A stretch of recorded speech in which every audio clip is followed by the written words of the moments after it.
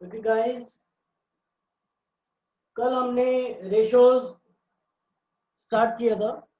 Chapter number 5 of analysis of financial statements, which I told कि this chapter carries approximately 6 to 8 marks from the point of view of your examination. ठीक है, तो कल हमने इसका first main ratio discuss किया था।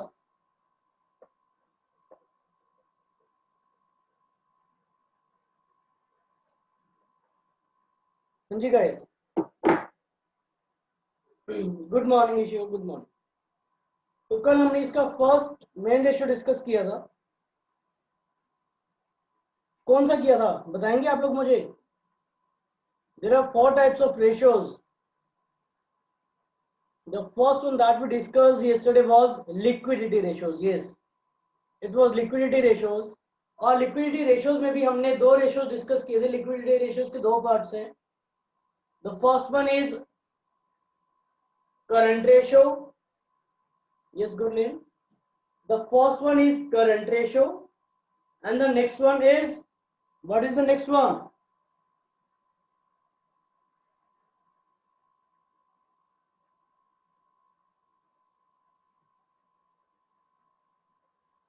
Yes, the next one is liquid ratio.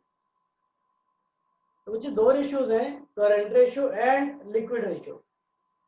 Current ratio में हमने डिस्कस किया in order to ascertain the short term financial position of the business. Business की शॉर्ट टर्म फाइनेंशियल पोजीशन को ascertain करने के लिए हमें करंट रेशियो का यूज करना पड़ता है। And current ratio is equal to current assets upon current liabilities. Current ratio is equal to current assets upon current liabilities. और ये 2:1 का एक सेटिस्फैक्टरी रेशियो होता है मुझे। The satisfactory ratio of current ratio is 2:1। In case अगर इससे ज्यादा होगा तो इट विल बी गुड, अगर इससे कम है तो that will be going worse. Is it so? Answer me guys, there are so many students.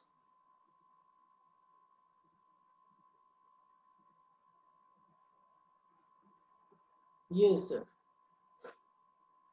Okay, ठीक है। तो on the basis of the same, I have given you 4 illustrations.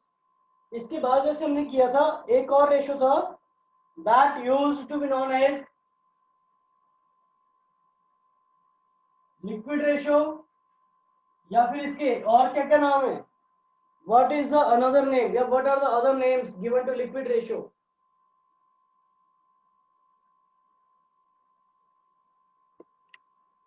Yes, one of them is quick ratio. The another one is, one of them is quick ratio.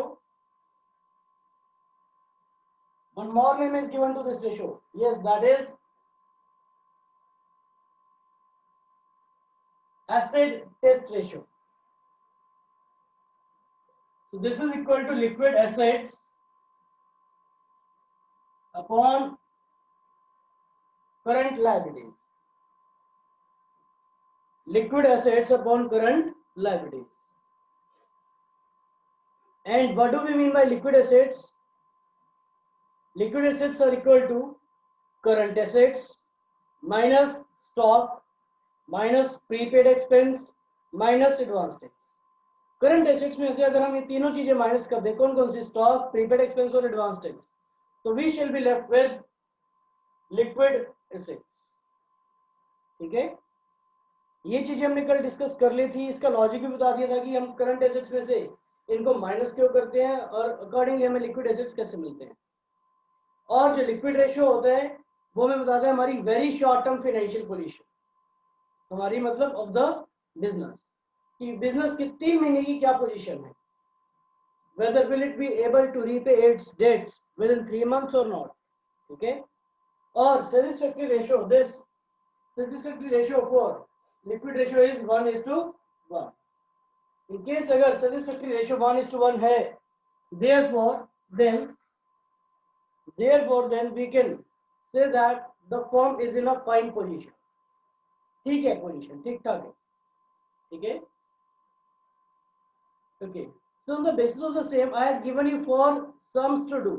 Guys, you can speak up who tried and who are facing a problem. Anurag, did you try it out?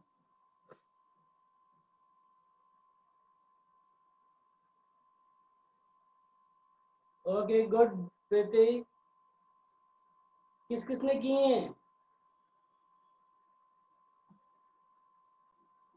Okay. So the good part of the chapter is that this chapter is independent of the other chapters. मतलब ये एक independent tool है to analyze the financial statements. हमने already दो tools discuss कर लिए थे. Now we are discussing the third tool, that is ratios. और रेशियोज में भी आगे फर्दर पार्ट्स हैं. तो बच्चे इसी के बेसिस पे let's try and do some the question.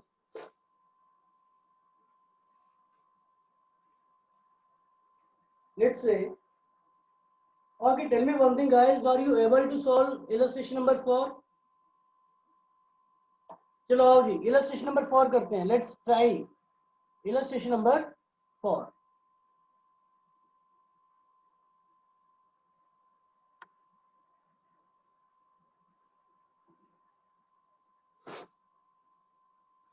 So illustration number 4,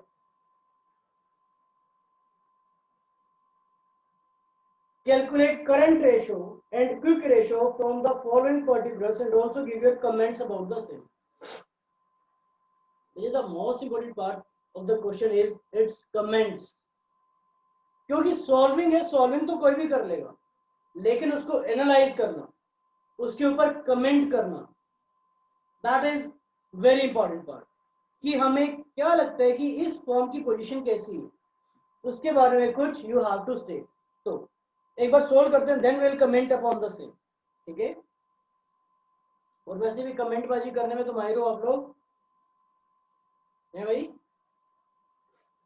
comment बाजी करने में माहिर हो या नहीं हो?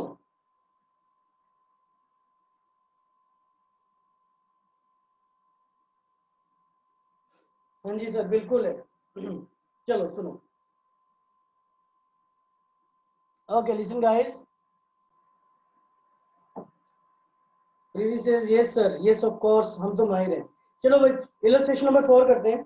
We have to compute the current ratio and quick ratio. We have cash and cash equivalents, inventories. Inventories में हमें क्या क्या गिवन है? Raw materials, work in progress, finish goods, loose tools. इसके बाद सर मशीनरी गिवन है, computer software given है, trade payables given है, trade receivables, long term investments, और भी बहुत सी चीजें हमें गिवन है.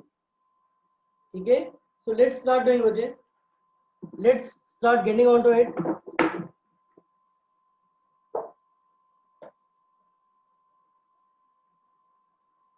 This is illustration number 4, wherein we have to compute current ratio.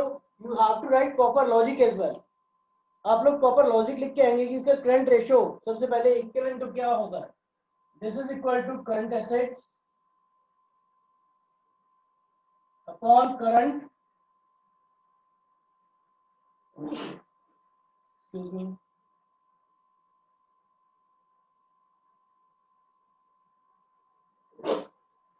Current assets upon current liabilities. ठीक है. तो अब करंट एसेट्स में हमने क्या कुछ इंक्लूड करना है? So let's see from the beginning. Beginning से देखते हैं. Sir first of all we have cash and cash equivalents. First of all, we have cash and cash equivalents. So, over here, cash and cash equivalents. और कुछ आएगा क्या? अभी देख लेते हैं सर, और कुछ आएगा क्या? Then we have inventory. Inventory में हमें टोटल गिवन है 3 लाख. इन्वेंट्री इसमें इंक्लूड हो जाएगी, लेकिन इसमें एक चीज का ध्यान रखना बच्चों कि इसमें आप लोग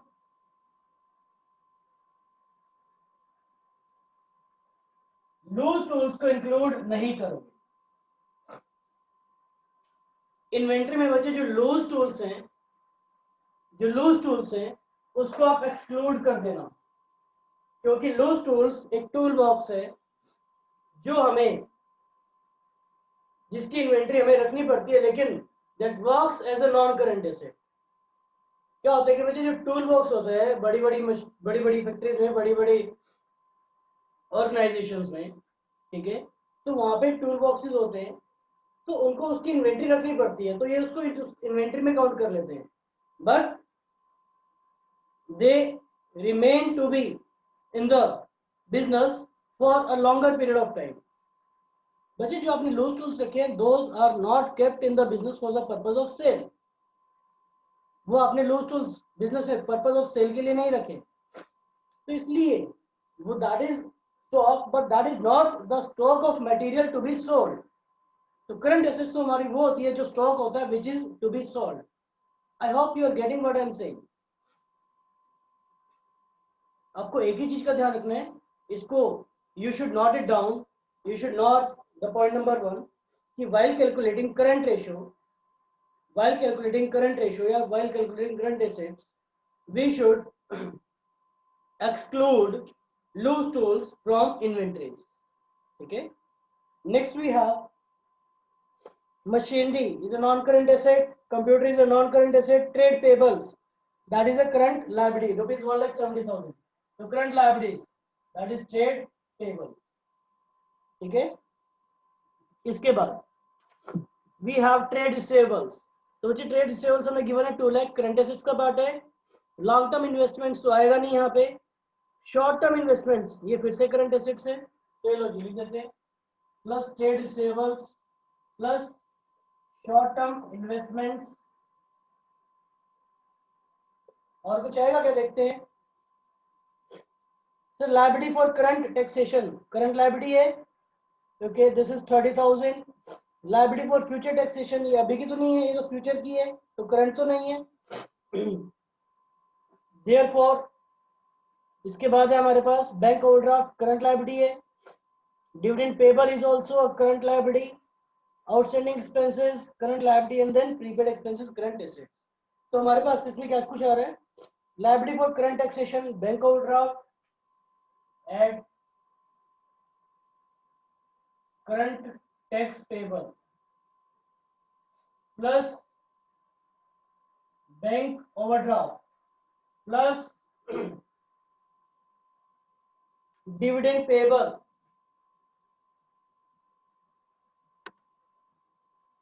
प्लस आउटस्टैंडिंग एक्सपेंसेस।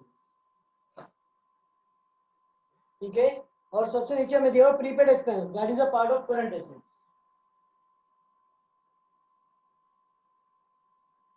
तो बच्चे ये सभी चीजें हैं which you shall consider while computing current ratio.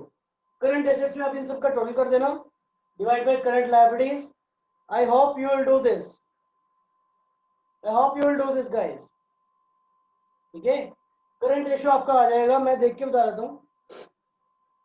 Okay, we are having a current ratio of 1.8:1।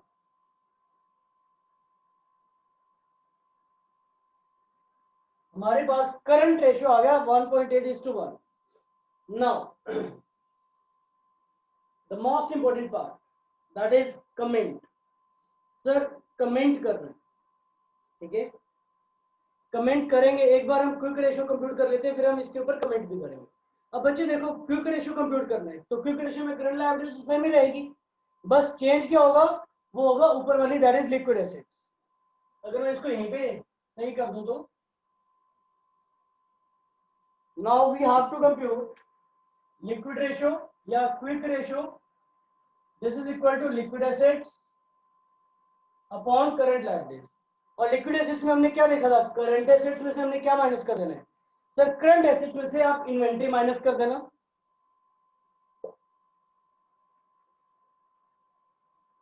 Current assets में से आप इन्वेंट्री माइनस कर देना, यानी स्टॉक, और प्रीपेड एक्सपेंस माइनस कर देना। ये लो जी, प्रीपेड एक्सपेंस माइनस कर दिया, और एडवांस टैक्स माइनस कर देना। एडवांस टैक्स क्वेश्चन में लकीली है ही नहीं, ठीक है। तो ये तीनों चीजें हमारी क्या बच गई, ये बच गई है हमारी, बचे लिक्विड एसेट्स। हमने क्या किया, करंट एसेट्स में से स्टॉक को हटा दिया और प्रीपेड एक्सपेंस को हटा दिया, एडवांस टैक्स को हटा दिया। एडवांस टैक्स आने क्वेश्चन में तो बस दो चीजों को हटा दिया, we are left with liquid assets. और जब इसको सॉल्व किया, we have got rupees 296 upon 3,20,000 which is equal to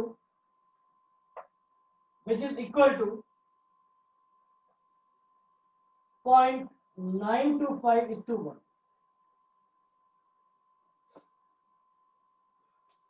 So which is comment. How do you write comment? This is the most important part.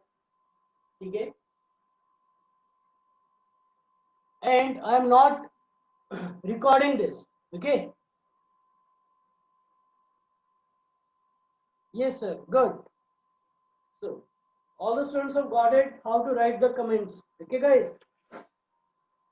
Let's move on to the next one. We have illustration number 5. Achhi illustration है, just look at it. We have been given to compute current ratio.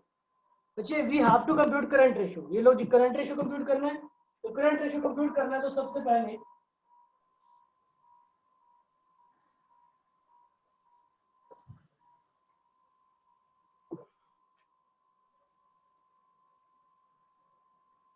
I am using short forms. You will not use short forms. Okay, you have to write it completely.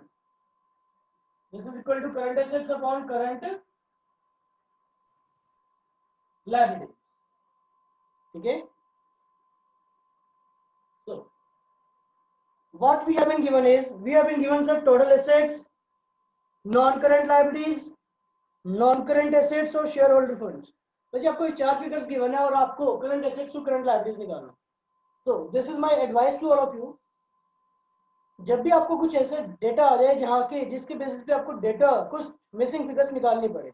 अब जैसे इस question में हमें कहीं पे भी current assets current liabilities नहीं given है, लेकिन the main thing is, the good part is कि we know the format of balance sheet. तो बैलेंस शीट का फॉर्मेट पता है ना? बैलेंस शीट का फॉर्मेट क्या है? ऊपर लायबिलिटी साइड आती है जिसमें शेयर होल्डर फंड्स आते हैं, नॉन करंट लायबिलिटीज आती है और करंट लायबिलिटीज आती है। यहाँ पे इनका टोटल आ जाता है। फिर हमारे पास एसेट्स आती है, एसेट्स में हमारे पास क्या आता है? नॉन करंट एसेट्स और करंट एसेट्स। ठीक है, we get total of assets. ठीक है, अब हमें गिवन है sir total assets rupees 1 lakh. तो सर टोटल एसेट्स हमें गिवन है रुपीज 1 लाख, यहाँ पे लिख दिया मैंने। इसके बाद नॉन करंट लायबिलिटीज हमें गिवन है रुपीज 20,000। तो ये लो सर नॉन करंट लायबिलिटीज का 20,000 लिख दिया मैंने। Share holder funds given to us are rupees 60,000। ये लो सर 60,000। और non current assets are rupees 50,000। ये लो sir 50।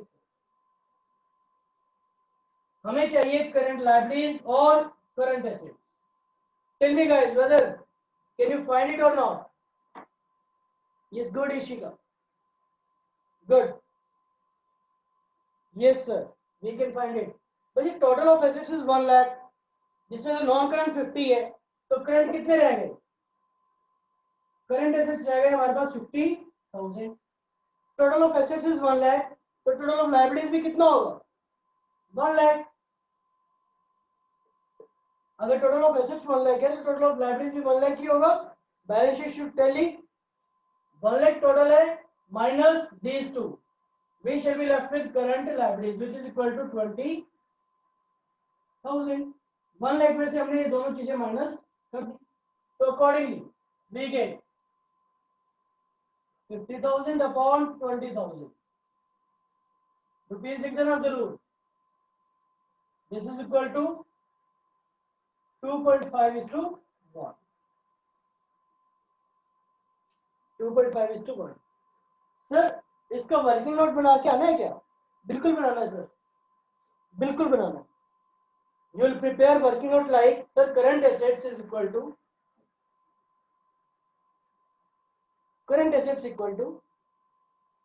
total assets minus non-current assets, ठीक है, which implies 1 lakh minus 50,000 which is equal to 50,000। ठीक है,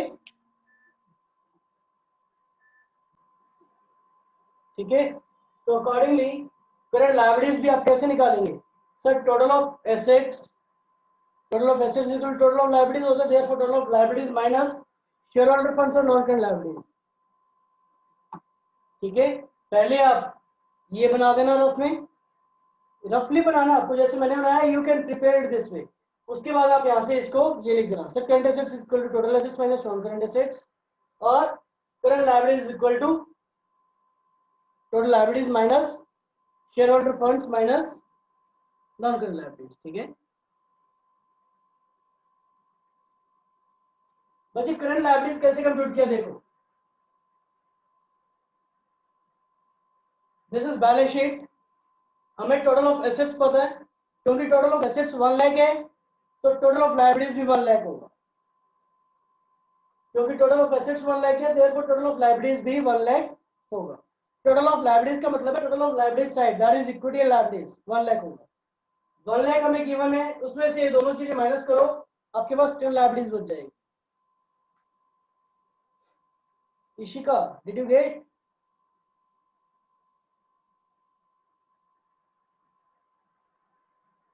डिड यू गेट बच्चे?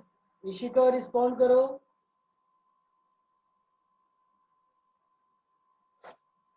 सर शेयर होल्डर फंड्स, हाँ जी शेयर होल्डर फंड्स का क्या करना है Ishika, you can speak up बच्चे।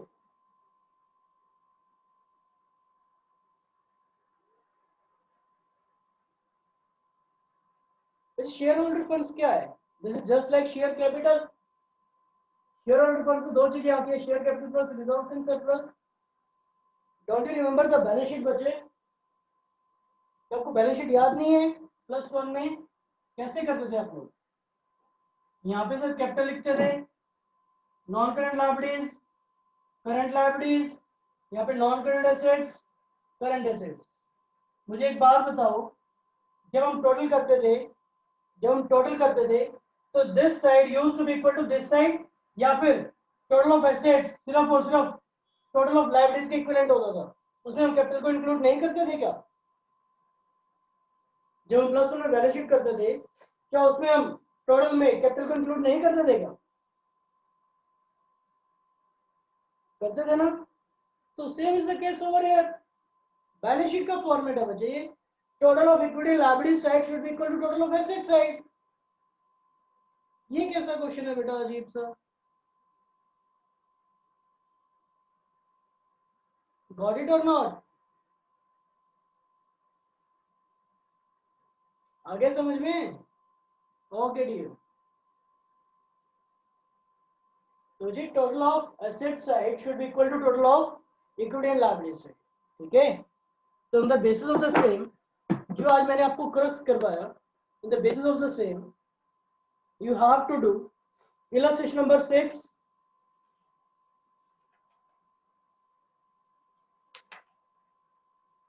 illustration number 6 के बाद illustration number 12, 13, 14, 15, 16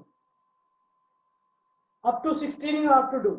ठीक है, बीच में जो थोड़े से जज करने वाली है उनको छोड़ देना, जैसे illustration number 7, 8, 9, 10, 11 को छोड़ देना एक बार। you have to do 6, 12, 13, 14, 15, 16। ठीक है, और इन्हीं की क्वेश्चंस भी आपको ट्राई करने हैं। वन मोर थिंग, आपके जो यहाँ पे एक कॉन्सेप्ट यूज होगा, that will be working capital. Sir working capital is equal to current assets minus current liabilities, उसको यूज करके आपने इनको ट्राई करना है। ठीक है, okay guys, try these sums.